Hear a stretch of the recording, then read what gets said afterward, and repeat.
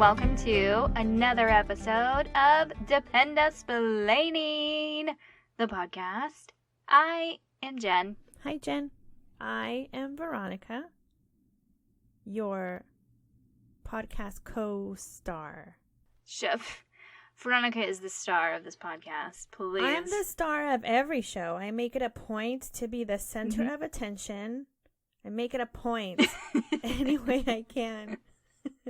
Yeah, it's true. Welcome. It's more fun that way. We all know it. We all agree. Veronica is the star of the show. She brings the best, quotes, new stories, new info, it's just, I don't mean to. I don't mean to be that. It just flies out of my mouth constantly. It's just word vomit. It escapes my mouth. I have no control over it. It's a dam. It's over flooded. Watch it spill over and see what happens. Yeah. You never know what's going to happen next, and that's the best part. I don't know what's going to happen next, and it's my mouth. Yeah. Oh. Well, Jen, here we are on another episode. How are you? Mm-hmm. Because I didn't just ask you that 10 minutes ago.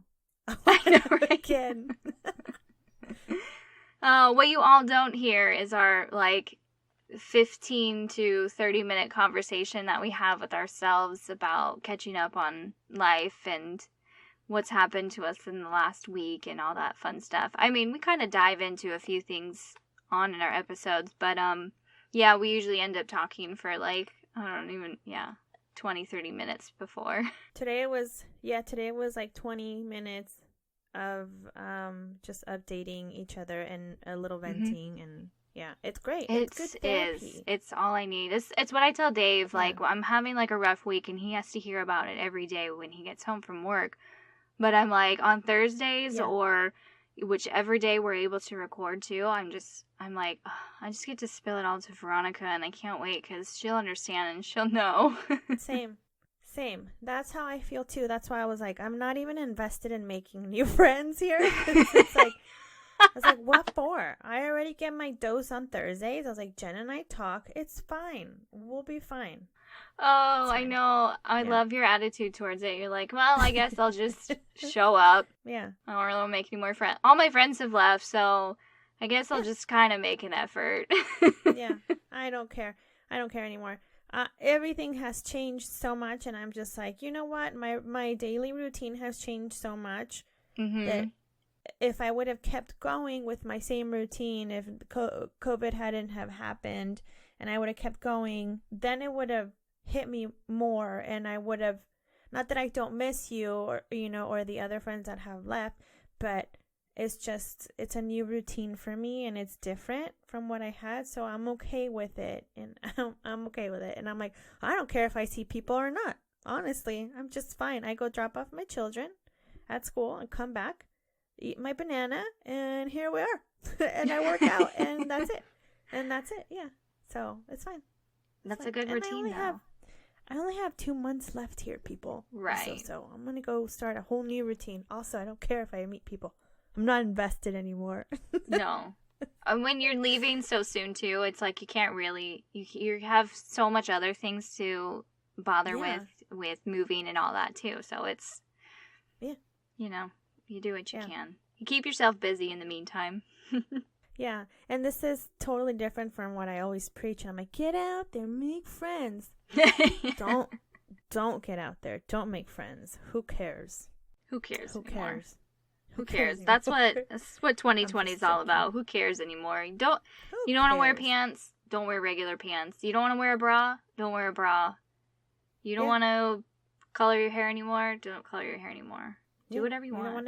You don't want to wear makeup? That's fine. I don't either. No. Yeah, I don't want to wear jeans. I put on jeans the other day, and it felt like I was putting on a bag full of thumbtacks. Yeah. Why do I subject myself to these things? Why? I don't like pants. Don't like them. I'd rather wear my stretchy pants. Give me all the stretchy pants. Stretchy yoga flexi pants. Yeah. I can make them look nice. You dress them up with a shirt and maybe a necklace, and there you go. a necklace, and that's all you need. That's it. To go to the ball, Cinderella. Yeah. Get you some stretchy pants, a nice shirt, and a necklace. You're ready. Yeah. Our friend Kai was messaging me this morning or last night. I honestly cannot remember. But either way, she sent me a picture of like a ball gown.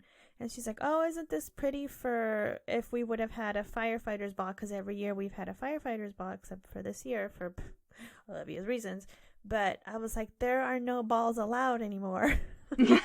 There's no balls allowed anymore. So you can't even wear that to the commissary because it doesn't match your mask. So if you have a matching champagne colored glittery mask, then you should send it to Kai because her dress, that's the color it was. Oh, there we go. It's really pretty. Yeah. Yeah, it's crazy. You know, and I was texting my sister this morning, and we were talking about all of this and how, and it's the same thing that I was telling you last night, Jen, when we were talking yesterday morning. Whatever time of the day it was with you, I don't know. I don't know what time it is, okay? It's just a construct. It doesn't matter. But I was saying, you know, I feel really bad for the people that can't visit their families on Christmas, and like after everything that the entire world has been through, this holiday season is going to be so hard. It's already hard on people every year being away from their families, and this year it's going to be just like, well, you know, fucking cherry on top, why not? And it's like, we can't see our friends and family, but it's okay to sit at a restaurant with 15 other strangers breathing my air, you know, and eating food that strangers have handled in a kitchen where God knows what's happening. And it makes no sense to me. No sense. Yeah. And I know. Let's all get on this crowded airplane and crowded subway, but you can't send your children to school and you can't go to the movies. Yeah, you can't sit in a movie for 2 or 3 hours, but you can sit on an airplane crowded with people for 3, 4, 5, 6, 7 hours at a time. Yeah. It's fine. You're fine. It's totally fine. Totally fine, yes. It doesn't make sense. You know, I don't see I don't see where you can give and take with some of this stuff. That's what just drives me absolutely nuts. There's no rhyme or reason behind any of it anymore. I feel like they're just picking and choosing. You can't wear red because red attracts COVID, so nobody wear red anymore. Yeah. If you are seen wearing red, you will be ticketed. You will get COVID and you will get a fine. And you have to quarantine. It's one of those sort of things, one of those situations. Yeah. That's just how it feels. That's how it feels. Yeah, they're just like picking something randomly. They're picking it out of a hat and they're just like, "Hey, what's the new rule this week? Let's see. Who's picking this week? Oh, you can't go 2 feet outside your house anymore. You have to stay inside." Sorry. Yeah. Them's the rules. You can step 1 foot outside of your door, but not 2 feet. One. Yeah. Only one, or you're going to get a ticket. We're watching. So, all those lucky pirates that can hop on 1 foot. Yeah. Here comes Peg Leg John again because he can leave his house. He's got 1 foot, not 2. I know we were talking about measurements, but I thought that'd be kind of funny. But still. Again, see the things that fall out of your mouth. Thank you. Sorry. No, don't be sorry. Ever. Dear listeners, if you want to put a stop to my mouth, you should email us. Send me a plug. I'll plug you if you plug me.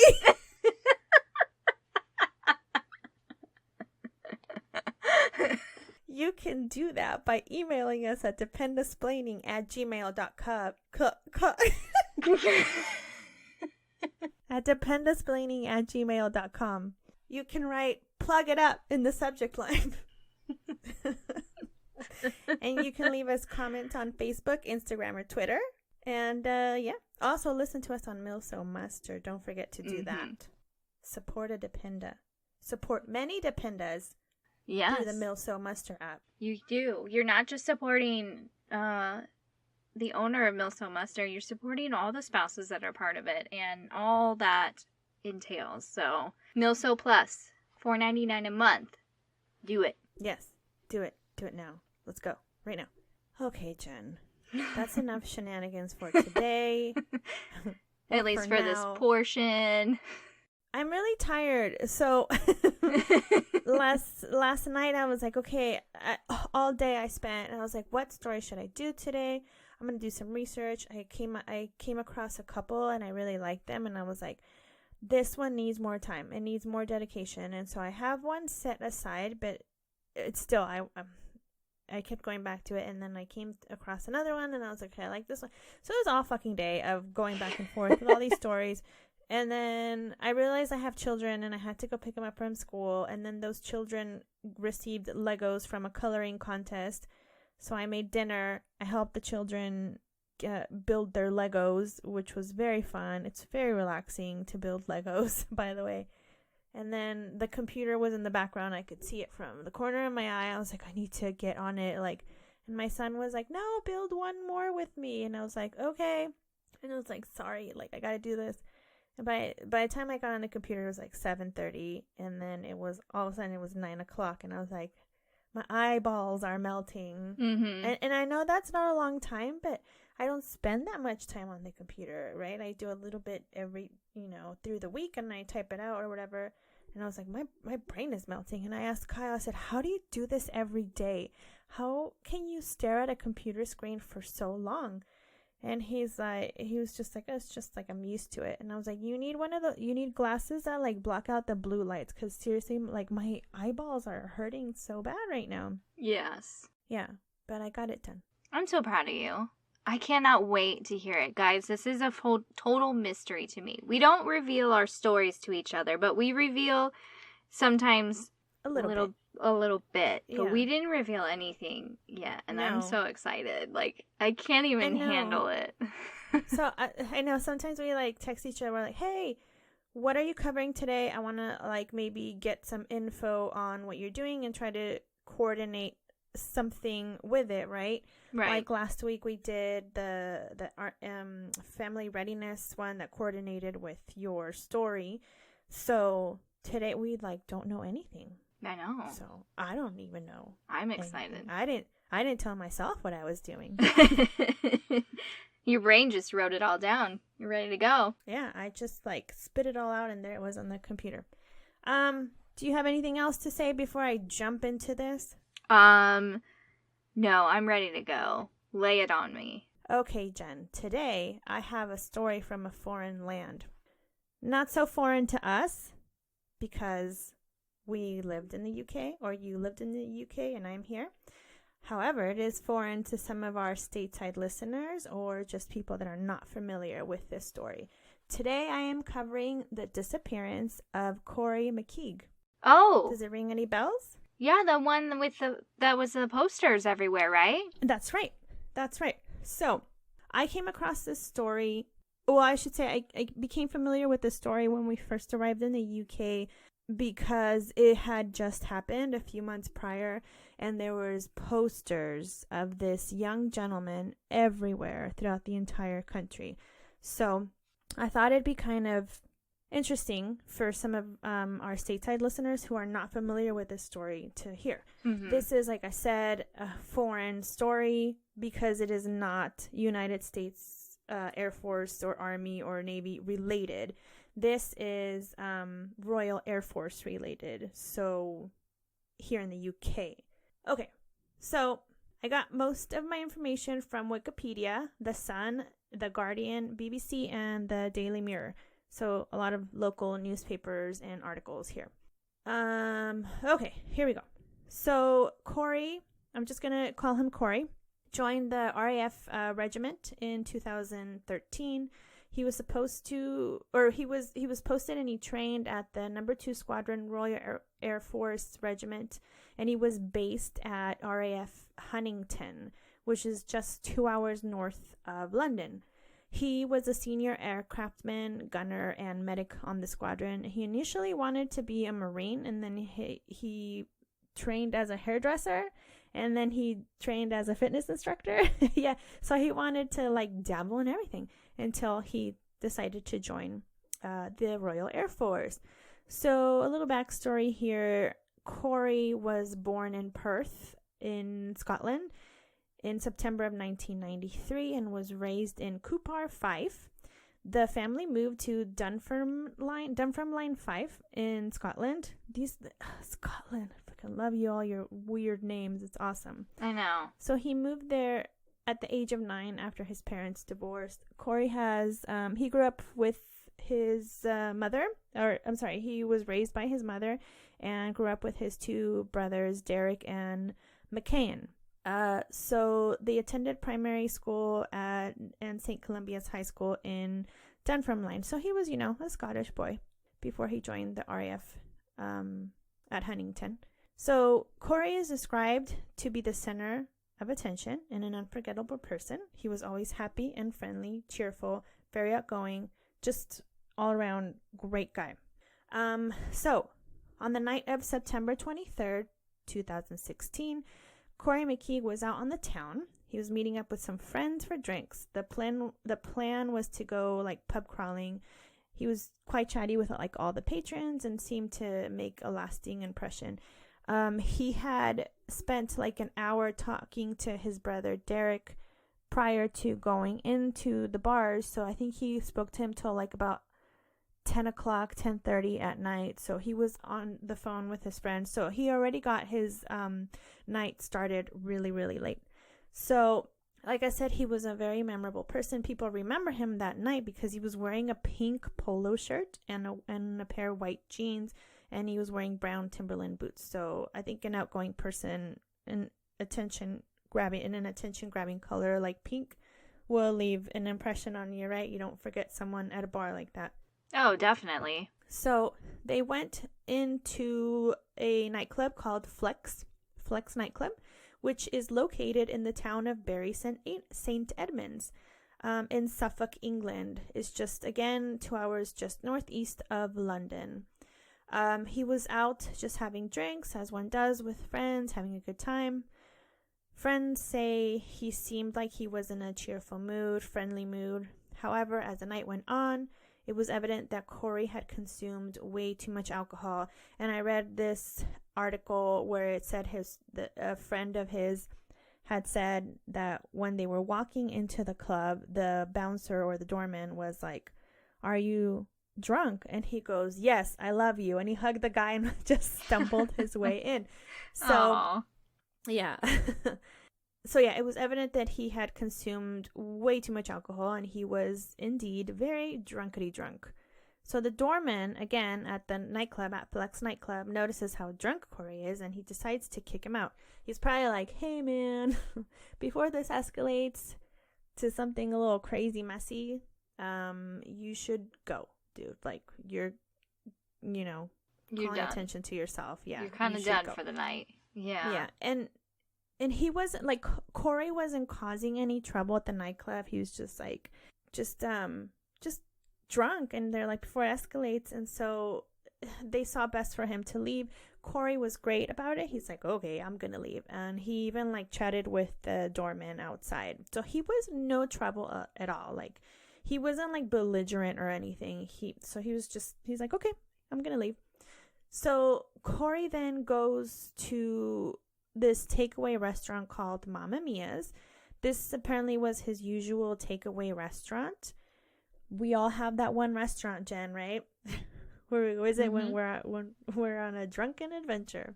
Mine was Taco Bell. Mine was Jack in the Box. Oh gosh. I am trash I eat trash because I am trash. Yes. Trash Panda. That's me. Trash Panda. Yeah. Oh, well, I think it's worse. So he was at the restaurant around 1:15 to 1:30. This was all captured on CCTV, by the way. So this is how we know the timeline. And he was seen digging into his food of a burger, a kebab, and chips. That sounds delicious. That was also my drunken food when we would go to Germany, was kebab. Oh, God, you guys, kebab. Yeah. Anyways, so he was seen on CCTV with this. He even played rock, paper, scissors with a stranger. He was seen playing rock, paper, scissors with a stranger. Yeah. He was then seen taking a nap in the doorway of Hughes, which is an electronics store. Apparently, this was something he did quite often. He just fell asleep in random places, which I know the feeling, especially when you're drunk. You just want to lay down and sleep. Yes. When you are drunk and you are tired, you just need to sleep. Just need to go to bed. Exactly. Yes. So he was in this doorway for almost 2 hours sleeping. And then around 3:08 a.m., Corrie sends a picture to a friend from the previous night out. So sometime he woke up, sent a picture. And then at around 3:25 a.m., Corrie turned a right onto into a loading bay area, and known as like the horseshoe, because I guess it's like horseshoe shaped, this area, behind Greg's. Which Greg's here is a bakery. Greg's. Love your sausage rolls, right? Oh my God, the sausage rolls. Yeah. So yes, Greg's is very popular here. But anyways, he was behind there. The way this area is, apparently it's impossible to leave by foot without being seen on CCTV. So once they see him on the CCTV walking back in that area, they don't see him again. He's not seen on CCTV again anywhere else. So Monday, September 26th, Corrie does not show up for a roll call at 11:30 a.m. at RAF Honington, which roll call, by the way, they call parade, which I thought was kind of cool. Oh. So show up for your parade. Yeah, and that's what they do, like rows of stores. Instead of saying a row of stores down the street, they say a parade of stores. Anyways, fun tidbit. I like that. Yeah. So he is reported missing right away. Usually when they report someone, instead of reporting them missing, if somebody doesn't show up for a roll call, it's considered AWOL until further notice, right? Right. But this was immediately taken as missing. This was partly because of the heightened security after an attempted abduction of a serviceman close to RAF Marham in Norfolk in July. So back in July, someone had attempted to pick up another serviceman and kidnap him from another base. Wow. So this was so security was heightened, and they were worried about Corrie, and also because this disappearance was out of character for him. This was not something that he did. He was, responsible. He was a responsible young man. So police informed the media of his disappearance on the 27th, and they released the CCTV footage in hopes of getting answers to his whereabouts. Now this goes all over social media. Posters of the missing Corrie go up all over the country, right? We saw it everywhere. We saw huge banners, posters. It was all over social media. It was everywhere in the hopes. The whole country was desperate to find this young man. So moving forward to October 4th now, just a few days later, it is revealed that his mobile phone had been tracked moving 12 miles or 19 kilometers away to the area of Barton Mills. This was just hours after he was last seen. So sightings start coming in. Police carry out searches that from tips that people give. They search like the forest near the base, and even they even close like part of the road to look for him roadside. They thought that he might have like tried to walk back to RAF Honington and like may have been hit by a car. So they had closed part of the road to look for him. Like if he was like in a ditch or something. Right. There was some speculation of a possible kidnapping after, again, the attempted abduction of an airman from RAF Marham in Norfolk County. But this was not sustained by police. So in December, his parents, Mary and Oliver McKeague, offer a 5-figure reward for information leading to his recovery. Also, a crowdfunding campaign to hire a private investigator to search for Corrie, and it raises $20,000, which is just over $27,000, or just under $27,000. So within 2 days, and police release a CCTV footage of 10 people they want to speak to, but everything comes up empty-handed. Nothing. There was some lady who claimed that her husband was a cab driver and that he supposedly picked him up, and Corrie became sick in the car, and the cab driver pulled him out of the car and hit him over the head and then dumped him in the woods somewhere. This was not true. I think the taxi driver's wife was just trying to get him in trouble, perhaps. That's nice. Yes. Also because there's a digital footprint, and we will get to that. So the Find Corrie Facebook page quickly gained more than 80,000 followers, and there has been a huge campaign on Twitter to locate him as well. So everyone's rallying together. We're all trying to do something. We're all trying to be part of this in a positive way to help Corrie come home. People, like I said, they're spreading the word and trying to help as best as they can. The entire nation is worried about Corrie. Corrie's mom, Mrs. Urquhart, was getting very annoyed with the police, saying that she was losing all hope that the police would find Corrie. She just didn't think that they were using the proper resources available to them, and that they just didn't care. So the police, however, claimed that they were doing everything they could to locate Corrie. It just wasn't going very well. So then after the CCTV footage is seen by police, they decide to track his phone. It goes around where he's going with the bar hopping, right? So, and then they follow him to like the Mamma Mia's thing. So he's moving, and then it stops at the behind Greg's where he is last seen on the TV footage. So he could have been picked up or kidnapped by a stranger in a vehicle, and that would have been a plausible explanation as to why like the cameras didn't pick him up again. But then there would have been evidence from the phone moving around, and police would have had to follow that lead, right? So, right. But that was kind of a dead end as well. So in March 2018, Corrie's dad considered that his son may have killed himself. So they feared that, even though the mom didn't believe it. She's like, no, there's no way that could have happened. He would never do that. And the reason why his dad maybe had this crossed his father's mind was probably because Corrie's girlfriend was pregnant, and he thinks that maybe Corrie knew that she was pregnant, and it had like a profound effect on him, and he just wasn't ready for that, and that would have caused him to kill himself. But the truth is, neither Corrie or his girlfriend knew that they were expecting a child prior to Corrie's disappearance. This all came to light after his disappearance. So they didn't know. So there's no way he would have done that because of that reason. No. Yes. So nearly 2 years later, the case is passed over to cold case detectives, where it sits on the theory that Corrie had climbed into a Greg's bin, and that the bin was picked up and taken to a landfill.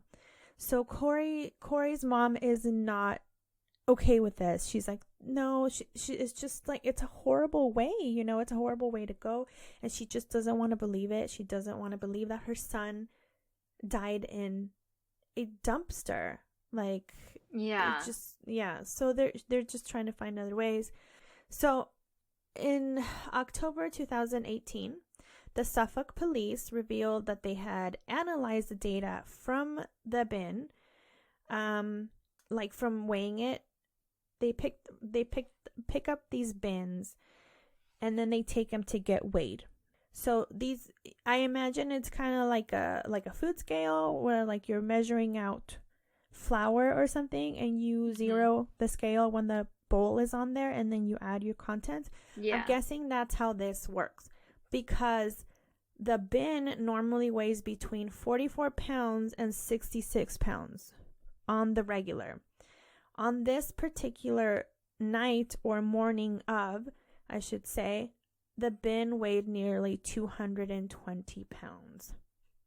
So let me just remind everybody that Greg's is a bakery, and these bins probably carry only like plastic and paper goods from the day prior, right, of all that, since I don't think it's like a fast food joint where they throw out probably heavier stuff. So the weight isn't expected to be that much. So when you have something that usually weighs between 66 and 44 pounds going to 220 pounds, that's a red flag. And I think they should have looked into it more. But I guess, the bin workers were like, I'm just doing my job, whatever, let's go. Yeah. So when the police found out that the bin was weighing 220 pounds and they analyzed that, and then they determined that Corrie was most likely inside the bin and that he had been emptied somewhere in the landfill. They believe that Corrie's remains to be in the Milton landfill. So police reports say that an estimated 2 million pounds were used in the investigation of his disappearance. They even had, I believe they even asked for like 800,000 pounds more in order to continue the research, and it was granted, but again, nothing turned up.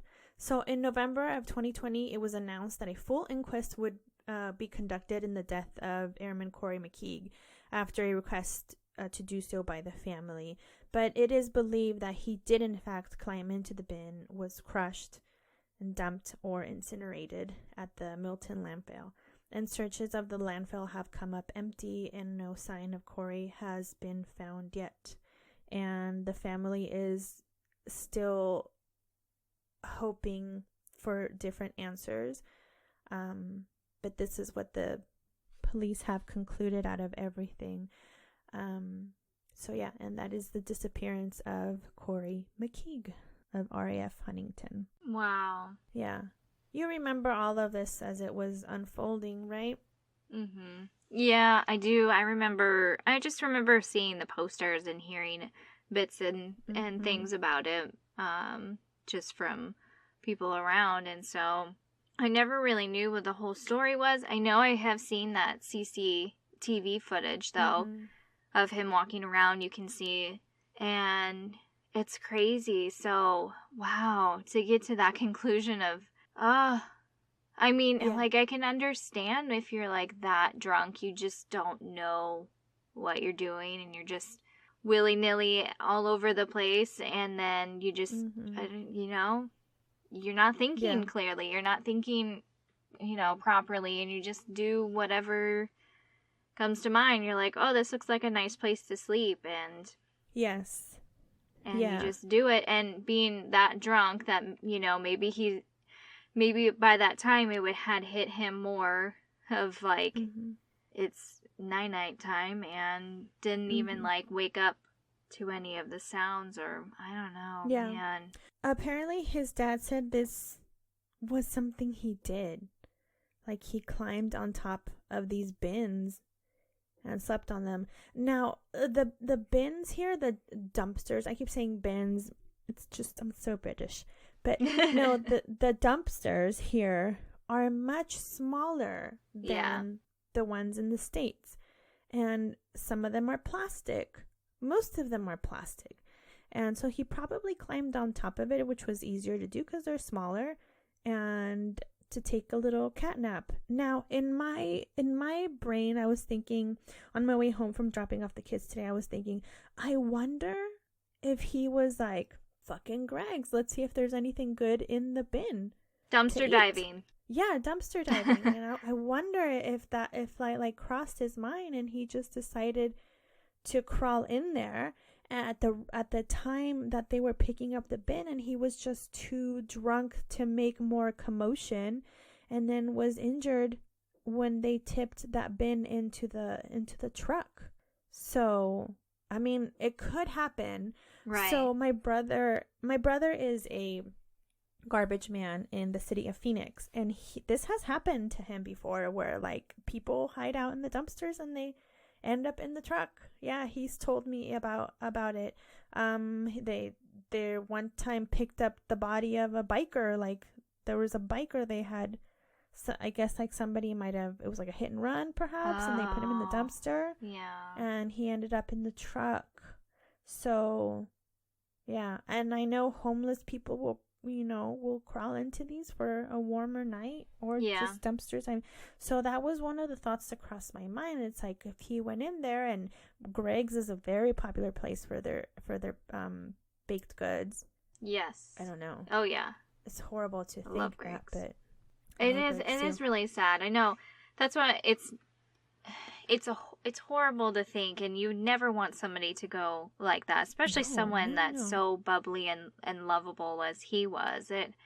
It is so tragic and horrible, but when you think about it too, I mean, it's not like something that could be super weird. It definitely could have happened with everything. I mean, especially a night of drinking. Yeah, like you said, maybe he was hungry and he was hoping to score some food, and he either was too drunk to do anything, or maybe he found something, or he just got tired and he passed out, and then and then it's just, it's so sad. And the fact that they haven't been able to find any remains too is so hard, because then you, as the family, you don't have any real closure. You get this story that could possibly be true, but you don't have the remains to actually feel that closure if it's true or not. And holding out hope, of course, we always want to hold out hope, but and they were, I think they were also in the hopes that he had gone AWOL and that he just didn't want to be found, but no one has seen him. It's like there was no way for him to evade security cameras in his state. And even if you were sober as fuck, there's no way you could evade the security cameras in that city. No. And it's did he orchestrate this whole thing too?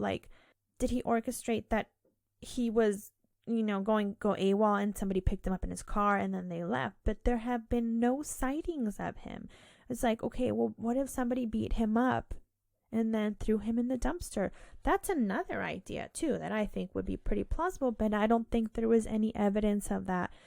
Being that there are so many security. Yeah, exactly. That there was anybody that went back there and dealt with him. So, I don't know. I don't know.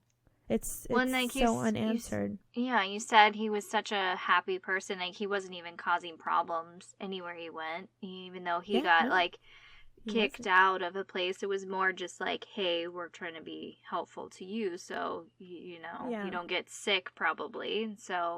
And he was in good spirits and a good mood, so he was just drawing a bit of attention to himself in the club, and they just didn't want him to eventually cause any trouble. He was a regular, so they knew him.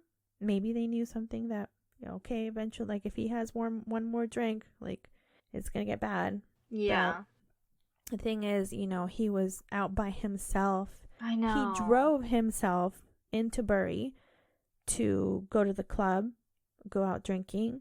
His intention was to leave his car overnight. Possibly, that's another thing. So that was his intention, to leave his car overnight. Was he planning on staying with friends nearby? Or did he have a sober companion meeting him up, a designated driver, or was he just planning to cab it home? So where was it? That's the thing. Where was he planning to go? Why were you just walking around? Obviously you got the food and that's fine. You took a nap, okay, but then where were you planning to go if you're not driving home, obviously, which is very smart, thank God, but where would you go? Where would you be staying? Obviously, if he was staying with people and he never showed up, those people would be worried, and they would have been looking for him a lot sooner. Exactly. That's what I thought too. It's why weren't the friends with him? Why didn't they check up on him? But maybe it was something he did. Maybe he was he's just being Corrie. I don't know. I don't know. So many unanswered questions, and unfortunately, I don't think we will ever get the answers to that, because it all died with him.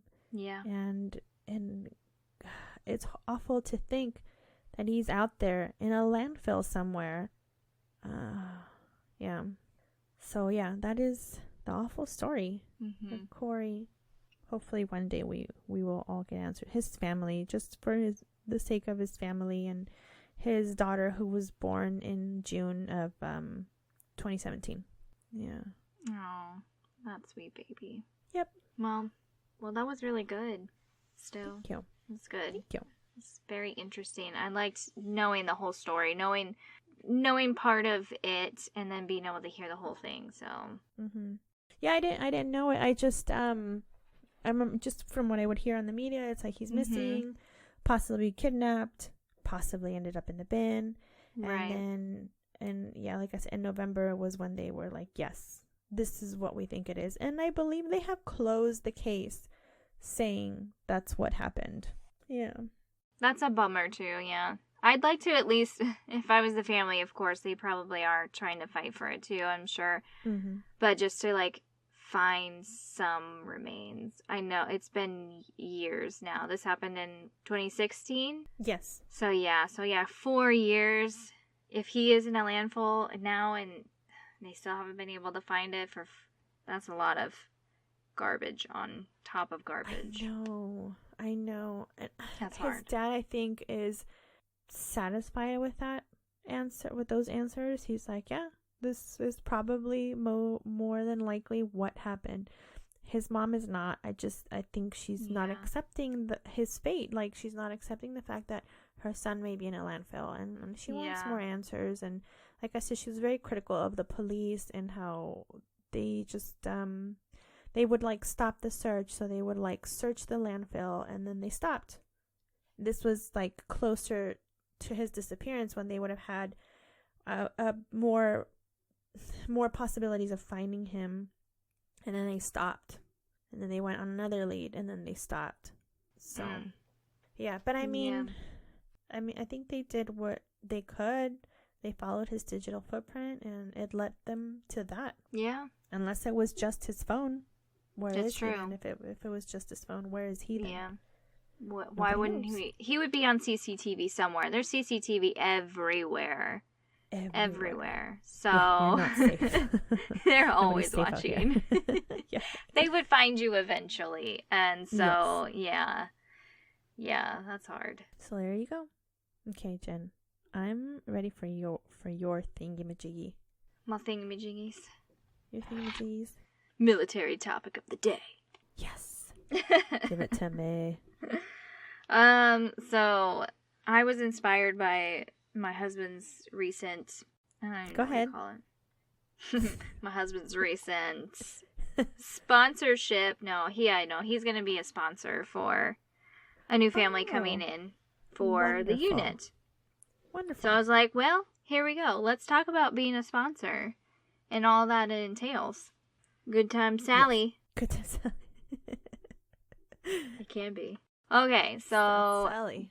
A sponsor. What is a sponsor? I got all my info from Knowledge from Dave and the Encyclopedia of Dave, and then also Military One Source. Dave. Yeah, the Encyclopedia of Dave.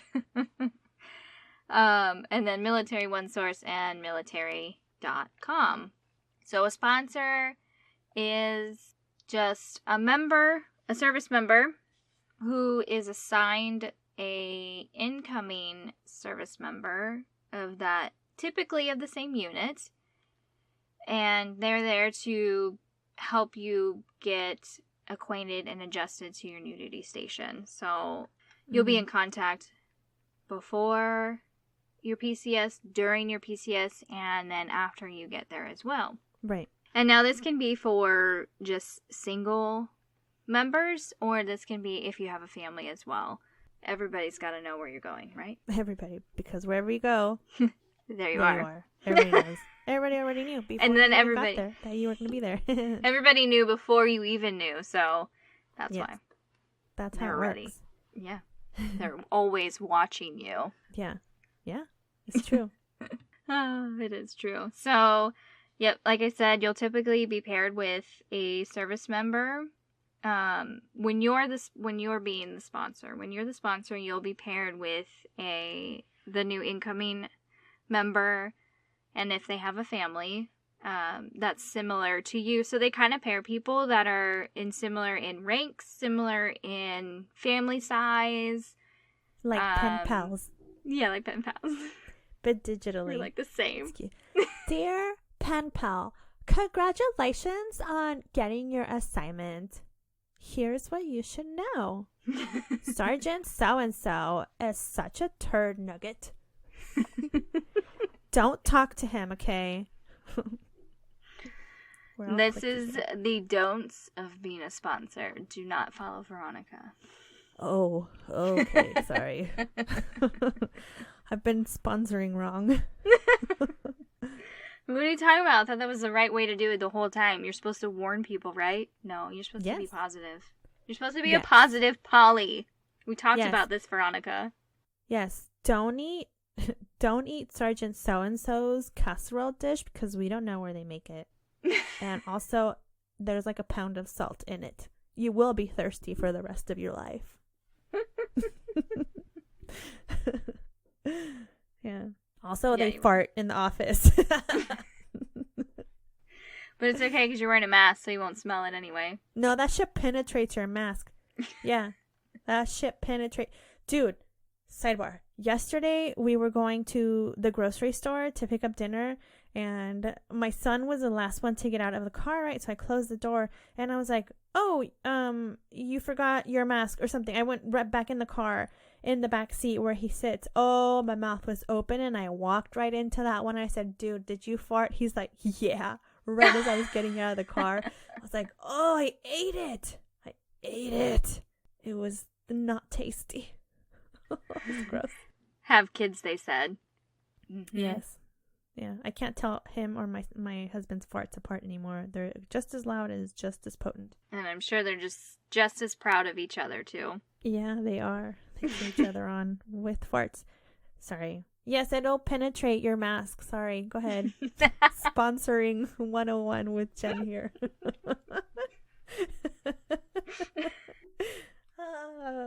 Oh.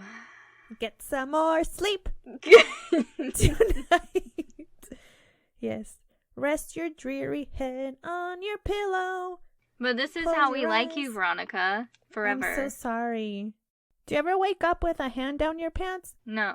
Not your own, by the way. No, a couple times. And we're not waking up in the morning. In the middle of the fucking night when I'm already sleeping. Yeah. I don't like it. Be like, sorry. Why is your hand on my bare butt right now? Like, I'm your emotional support butt cheek. It's singing him a lullaby to go back to sleep. Yeah. Okay, sure. Mm-hmm. I don't want his butt singing me a lullaby. That shit penetrates my mask. Oh, sorry, Jen. Okay. Sidebar. Yeah. We're coming back around this roundabout of oh my gosh, the roundabout. The roundabout of what's going to come out of our mouths. I'm going to shut up now. Oh, sorry. No, I was just waiting to see. Did we exit? Are we exiting? We're exiting. Keep your arms and legs inside the vehicle. We're at Disneyland for the military right now. We're all over the place. But that's why you guys listen to us, because we're fun and entertaining. Along with with great information. So. Yeah, well, we find ourselves entertaining. So, I mean, at least if you don't find us entertaining, at least we laugh at each other.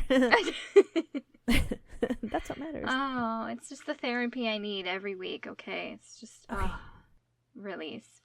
All right, so, be a sponsor. What can you do to be a good sponsor? I don't know what you can do.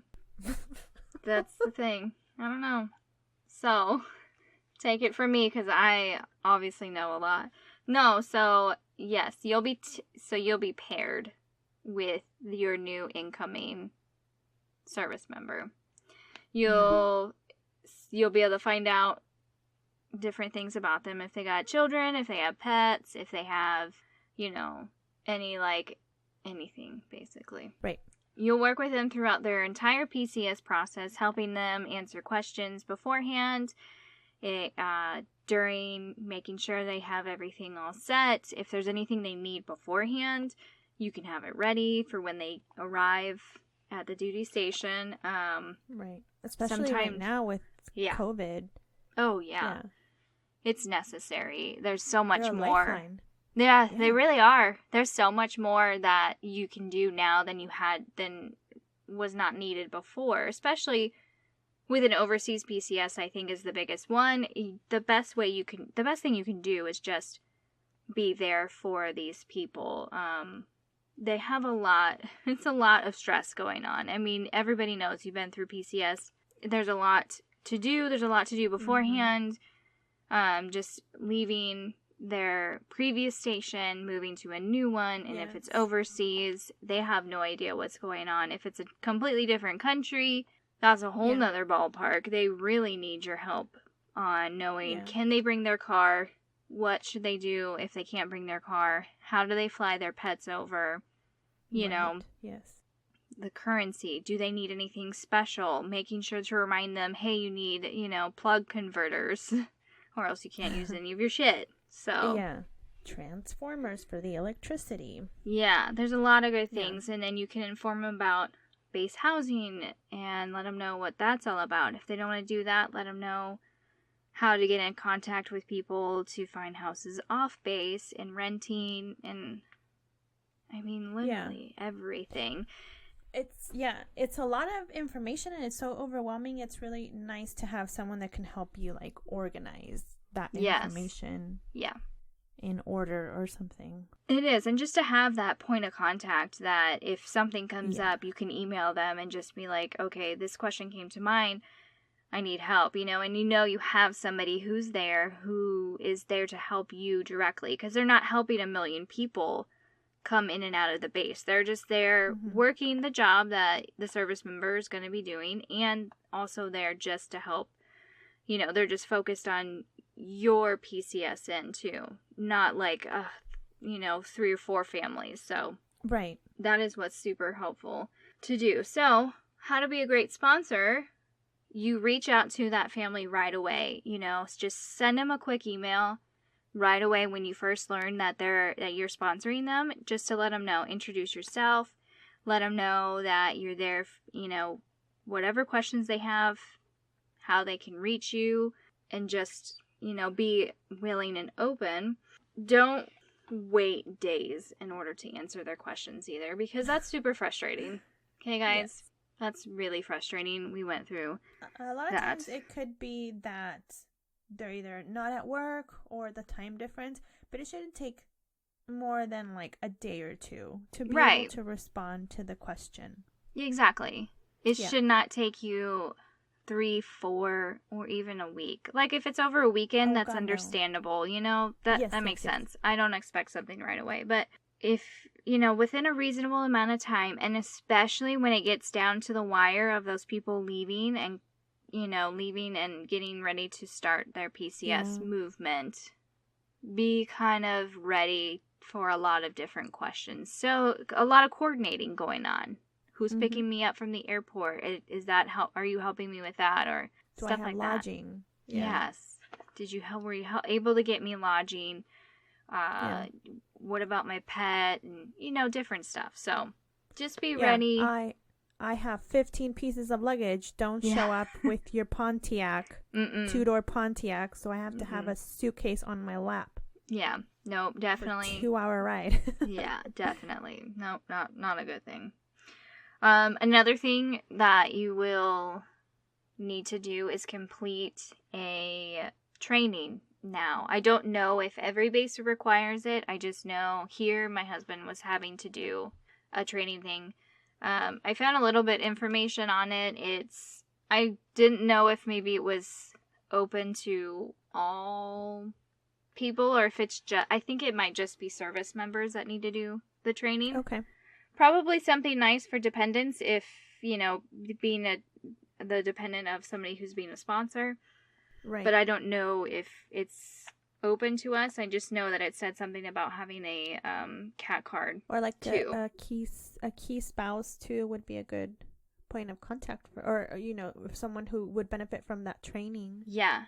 Okay. For sure. Gotcha. For sure. That definitely would. So this training is called E-Sponsorship Application and Training, or the ESAT. It provides information and resources to help you become a sponsor and help other service members have a successful move, which is very nice. This course is free and it's available 24/7 through Mill Life Learning. And then there's also maybe other trainings that your base requires as well. So just get in contact with your readiness centers, as we talked about before. They'll know all the information you need. Right. Whether you need a training or not, I think it's still something kind of good just to give you a little oversight on what to do. Yeah, because you can walk in there and they can provide you with like pamphlets and paperwork to send to the person that you are sponsoring. And it's always really nice on that side to receive that stuff. It's like information on the area and all of that. Yes. So you're a little bit more informed before you get to your next location. Definitely. Whether you're overseas or not, I mean, I think it's just nice having any information on a new place if you've never been there before, for sure. So just, reach out to those people and send out information as you can. And if you don't know something, then either find the answer or find somebody who would be able to answer their questions to get them in contact. So that's like the best thing you can do. If you are the family, the new incoming service member or family, if you haven't been assigned a sponsor, if you've got orders and you're going to a new base and you haven't heard that you have a sponsor, you haven't been assigned, nothing's come in, you can get in contact with the Military and Family Support Center at your new base. They will either get you in contact with the sponsor in your unit or they'll assign you somebody. That way you're all covered. And as a newcomer to the new duty station, you make sure to share as much info as you're willing to share about yourself and if you have a family as well. Just the best that you see fit. Just so they can get a better understanding of you and know how to help you. So they know if you have kids, the ages of kids, so they can help you with schools. If you have pets, they know if you need to get a hotel with pets or how to ship your pets or requirements for the vet and all that kind of stuff. Yeah. Anything like that. Housing type that you're willing to work with, whether you want to live on or off base. Pretty much anything that applies to you. Some said you can even get as personal as knowing like medical needs, such as like if there's like a specialist that you need and hoping that maybe someone can help you find that, or different stuff like that you can get any kind of help with. And don't ever hesitate to ask questions. Don't. No question is a stupid question. It's only stupid if you don't ask it, right? That's right. It might sound stupid to your sponsor, but it's information that you need. Exactly. And it should be answered. It should still be answered regardless of what the sponsor thinks. It's like, oh, why don't they know this already? Yeah. It's like, because I don't. Okay. Because I've never been to that location. Asking. Yeah. Thanks. Yeah. Yeah. So don't feel bad about sending questions. Now, don't get like super crazy and like really specific. I don't know. I haven't encountered that, but I'm just saying if you get a little too needy. Okay, well, to me, the ones I see, the questions being asked on like some of the Facebook pages I see, it's like, oh, I'm coming from fucking, I don't know, Oklahoma, and I'm going to be moving to Germany. Is there a Walmart or a Target there? Yeah, that's not necessary. And I just kind of, and I kind of just blink at the screen, and I'm like, for real, like a Google search would tell you that right away. And also you're moving to a different country, so most likely, no, they will not have these American companies in a foreign land. Stuff like that. No. That's not necessary. That's not essential to your move. More like, I need a chiropractor. Is there a chiropractor nearby that can take TRICARE? That's a good question to ask, right? That is a good one. Yeah. May feel like it's a stupid question. Or I need a hairdresser. Is there a local hairdresser nearby? Stuff like that. That's okay. I think anyways. I think so too. I think it's good, especially, for the spouse, if to have the spouses connect and talk to each other too.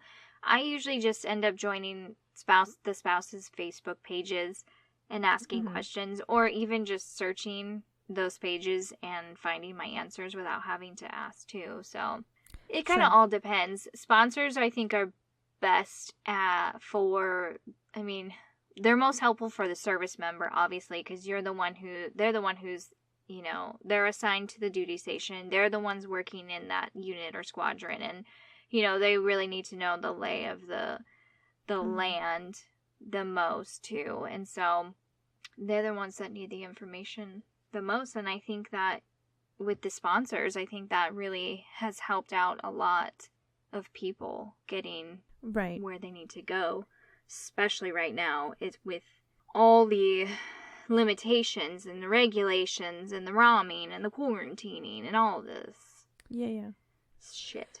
Yes. I think the sponsor is your first introduction into the new area, and the impression that person leaves is what's going to start off your journey, because if they're not providing you with the information that you require, or they give you the wrong information, it could set you up for failure on this journey to your new location, and it makes it for a bad time. Yeah, I completely agree. Be that good first impression for these people, because they're relying on you with everything to give them information and just be super helpful. Be as helpful as you possibly can manage, because I know everyone's busy with work and your own families too. So just being as helpful as you can manage. I mean, I don't mind.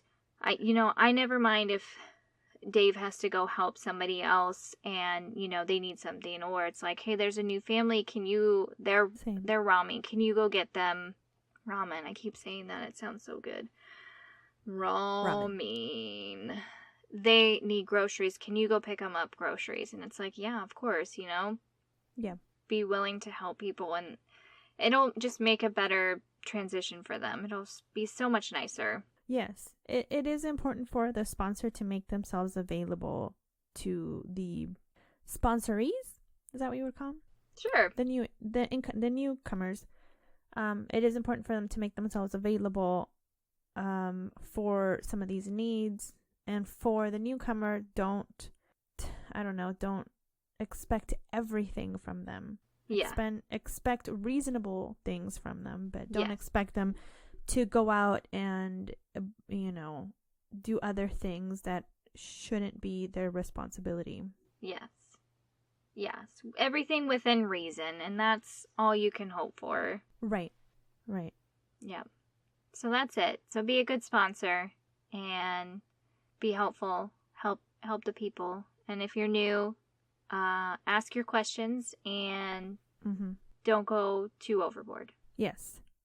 So when we were moving to Guam, which was our very first base, I remember we had a sponsor, a single young airman, because my husband was also a young airman at the time, and he didn't give us shit. He didn't provide us with any information. I was so scared, first of all, because this was the first time that I had moved away from my family, and as well as for Kyle, and we were newlyweds. We were in a completely, even though Guam is an American territory, it was so foreign to us, everything. So we get there and we get into our hotel, and then the next day we contact our sponsor, and he says, you guys have a rental car. And we're like, awesome. Where is it? He's like, oh, it's in a pink building. That's all the information he gave us, Jen. It's in a pink building. Yeah. That's so specific. And he's like, and you have to pick it up before 12 o'clock because they close at 12 on like a Saturday or something. And I was like, dude, it's like 10 o'clock right now. How the hell are we going to find this pink building? That's all the information he gave us. He didn't give us the name of the place. He didn't give us a number to contact, nothing. So we're walking around this area of the island, which let me tell everybody, it's not friendly for walking, because there's, it's a major highway going through the island. So we can't really walk on these roads. But anyways, we were like hopping from hotel to hotel asking people, do you know of this place? And they're like, no, I don't know what you're talking about. And they're like, it's a pink building. And they're like, we need more information than that. And I was like, yeah, no shit, so do we. But it took us a while, and we made it in time to pick up our car, but we found it. And that's all he did for us. He didn't help with anything else.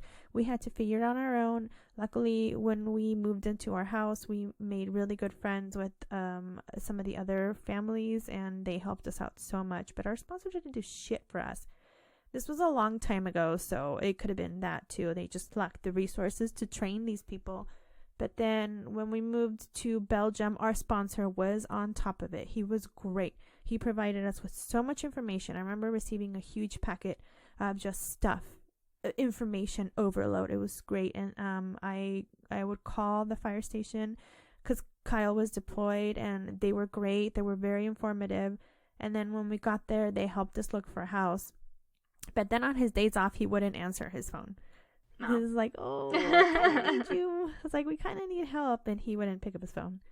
And then in Montana, it was a little different. They didn't help us with lodging. They didn't set up lodging for us. So we had to drive around for like 2 hours looking for a place to stay. And that was it. That's all they helped. And our sponsor here, they were great. Oh, our sponsor here was great to the UK. They had groceries waiting for us. They were amazing. Yeah. So no complaints from there, just the one shitty one in Guam. Yeah. And I don't know if my husband has ever even been a sponsor. I don't know. And our sponsor for our next location, he's been very nice because my husband knows him from when we were stationed in Montana. And he's been pretty helpful as well as the fire department itself there. And I think at this point, I'm just like, meh. I already kind of know what to expect on this move. This is our 4th overseas move. I'm okay. Like I'm okay. I can figure it out. It's fine. Yeah. So yeah. You know what you want to look for, and so you're kind of like, I can do this on my own now. Yes. I know we will need help with like grocery shopping while we're in a quarantine or whatever. So that's really all that we'll need. Other than that, I can keep myself entertained. Yeah. Yeah, it is. It's a nice thing to have. When we moved to Kansas, I don't remember having a sponsor. No. I don't remember really having anyone help us with stuff. I'm pretty sure my husband set up lodging, and then we got on the list for housing and got a house right away, and then like we had like some of the people from his squadron help us like through the holiday time because we came right at Halloween, and so we were getting into Thanksgiving and all that. So we had them to, like, oh, come over to our house for Thanksgiving and stuff like that. But I don't think we had a sponsor going to Kansas, which is fine. It was maybe moving state to state. Maybe Dave did. We just didn't really get info to you. Maybe that's true. Sort of situations. It's true. That could be it, too. I just don't remember. But then moving to the UK was good. We had a really great one. It was the guy who Dave was replacing in the unit. So they were super helpful with us and had groceries in the fridge at TLF and helped take us around. They picked us up from the airport. They helped drive us around to look at houses. They had car seats available right there for the kids. So we didn't even have to bring those. Yeah, they did a really good job. They were just very helpful. Like anything we needed, they were right there. They spent all day with us. They picked our dog up from the boarding, took her to the other boarding place because we didn't get a pet room, and then took us to check into our room, get a rental car, and so that was really good. Here,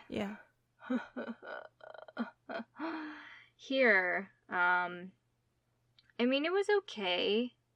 He got most of his questions answered, not really in a timely manner usually, but we got most of the questions beforehand answered, and still a lot of stress in between, like, flying and everything, not knowing who was picking us up, if we're being picked up, how we were getting to a house, if we had a house just beforehand. And then, last minute, it's like, oh yeah, I got your keys, you got a house, all these things, and, everything's all set up for you. And then finally saying, oh yeah, we've got your temporary furniture and all that stuff ready for you. And so it's like, that was a relief. It was stressful because it was down to the last minute, but it happened. That was such a nice thing for them to be able to do, get into our house that we have now and deliver the furniture and stuff. That was nice to come home to. They had groceries in our fridge, which was wonderful. Once a week we would message them because we were on quarantine for 2 weeks, and we would message them once a week, just giving them a list of groceries, and they would go grocery shopping in the afternoon, bring them to our house, and then, oh, that was so nice. And we just PayPal'd them the grocery money. Oh, that's awesome. Yeah, it was so much easier. Yeah, it was so helpful. It was really nice, and it was good. I mean, it was a little stressful in the beginning with the communication just not being so great, but too, the time difference too, I get it too. So, yeah, it all worked out. We're here, and we're getting used to things, so it works. Yeah.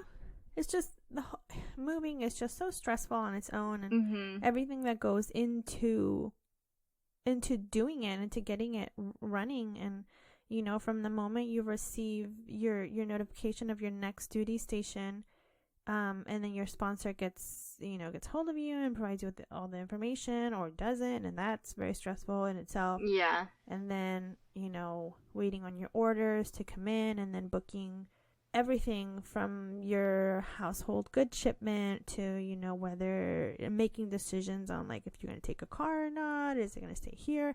Am I going to drive to my next location? Am I going to fly? What's going on with the children in the school?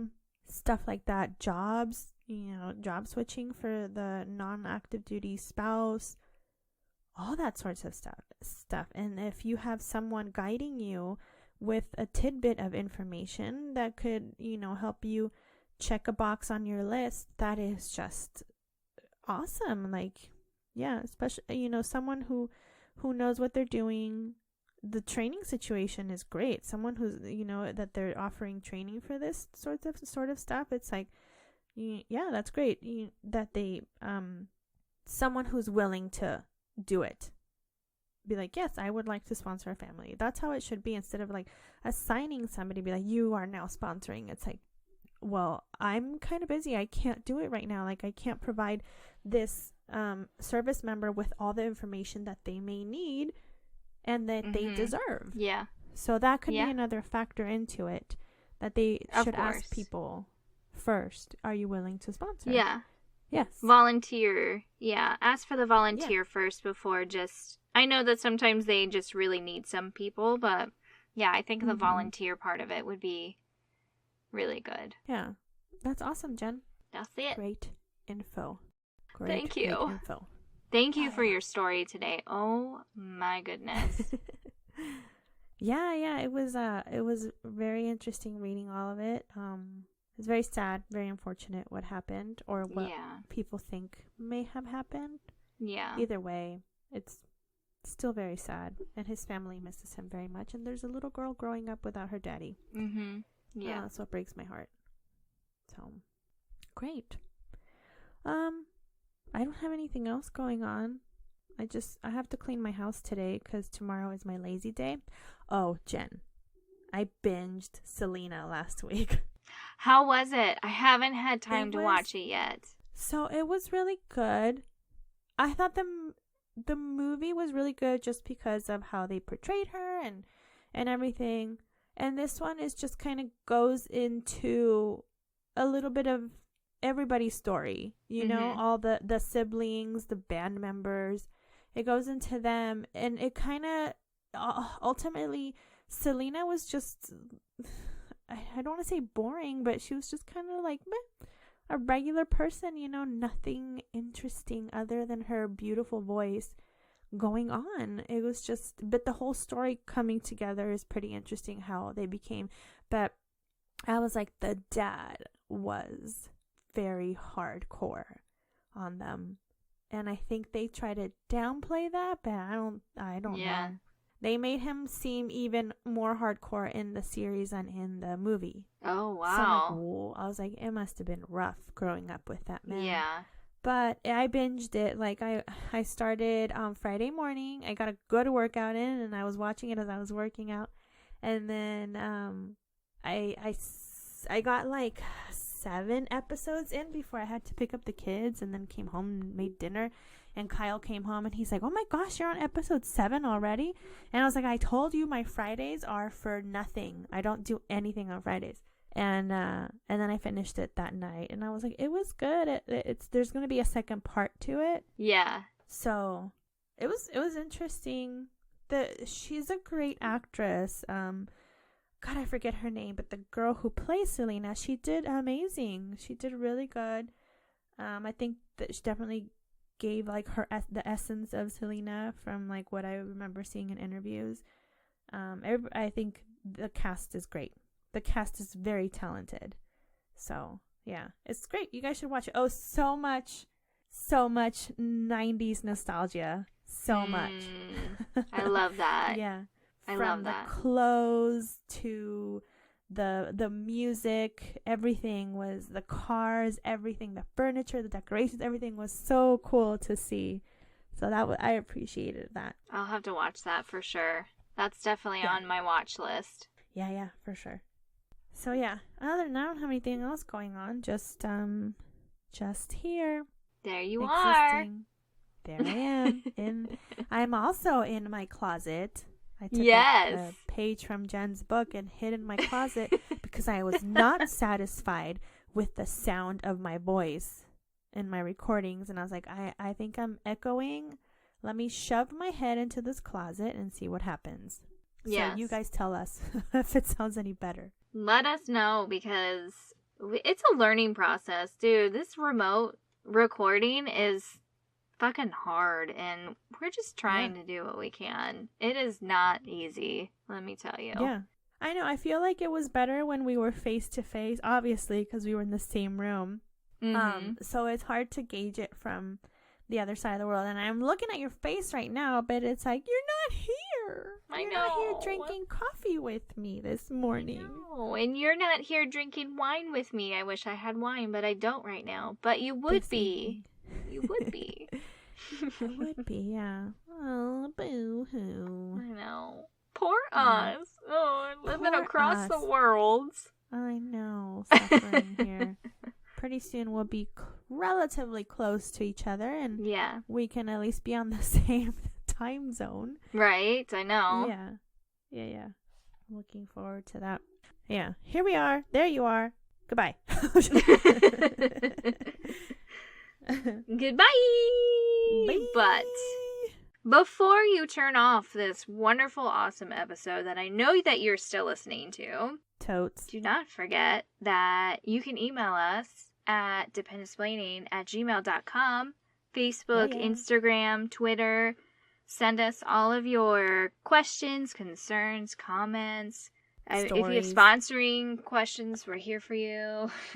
Totally, yeah. Yes. You know, if you have concerns about just life and military life, just get at us and we'll talk to you. We'll talk you through it. Absolutely. We're here for you. Yes. And find us on the Milso Muster app. We're there, updated every week. Ow, that was my elbow. Every week we're on there. You can find us, other podcasts, and military-related information, resources, everything you need. Milso Muster, and subscribe $4.99 for the Milso Muster Plus. Yes. We love hearing from you guys. We love when we see Dependentsplaining mentioned on another, like a Facebook page, when someone mentions us. I love that. Keep sharing with everybody. If this helps anybody, then we've done our job. If this helps one person, we've done our job. Yeah. Yes, exactly. Well, you helped me today. I didn't know your story, so thanks. There you go. You helped me today to be a better sponsor. Oh, not me. I'll make Kyle listen to it, and he will be a better sponsor. There you go. and just a better person for listening to Dependesplaining altogether. Yeah, he already is a better man for being married to one of the founders of Dependesplaining. Yeah. Be like, look how lucky you are, you son of a bitch. Look who you get to sleep next to every night with your hand down my pants on my butt cheek. Right? Yeah, that is the butt cheek of a Dependesplainer. That is. It's true. Yeah. It has much knowledge that you're feeling right now. And that butt cheek is currently numb because I am sitting on the floor in my closet. So it's time to get up and stretch, people. Everybody get up and stretch with me. Stretch your arms over your head. Yeah. I'm ready to not have my knees up to my chest like I'm in labor. Yes, I feel you. This chair is very wooden and hard. Very wooden? It's very wooden. Very wooden. It's a very wooden chair. I put a pillow hoping it would be cushioned, but my butt just sinks right down. Oh, and no. I feel the wood. I feel the wood. Mm-hmm. Protruding wood through your mask. It penetrates. It penetrates, I'm telling you. Yeah, keep your mouth closed among the farters. Even if you're wearing a mask, sometimes your mask will have little holes on the side of your cheek, and it goes in there, and it's just bouncing around the smell from mask to mouth to nose, and it's bad. It can't escape. Bad. It can't escape. It was like a lobster trap. It goes in, but there's no way out. So watch out. I'm sorry. Watch out for the stank. Yeah, watch out for the stank. Okay, Jen. I'm going to need you to go to bed right now, and I'm going to go clean my house. I got to scrub toilets. That sounds good. I'm tired. I'm ready for bed. Time for night-night. Yay. Yay. Okay. All right, people. Seriously, remember, be clean. Wash your hands. Close your mouth. Don't let it penetrate. Because wherever you go, there you are. With a fart in your mouth. And there is the steak.